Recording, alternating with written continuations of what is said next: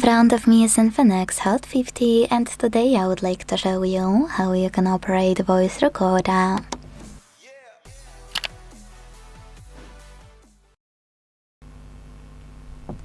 Begin by opening Tools folder and tapping on the Recorder app that's already on your INFINIX.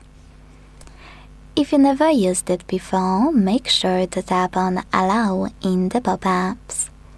Before recording, if you want to, you can click on this gear at the top right corner and tap on Recording File Format to pick the best one for you. When you're done, go back and use red button at the bottom to start recording. Hit Allow again, and then enjoy recording. If you want to add a bookmark, click on left button. To pause it or unpause it, click on the middle one. To discard it, use this X at the top right corner, and to end it and save it, this check mark at the bottom right corner. As you can see, my recording was successfully created. To play it, click on it.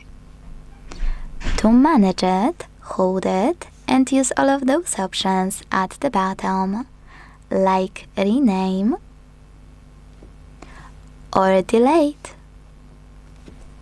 Thanks so much for watching. If you enjoyed this video, leave a like, comment and subscribe. Bye!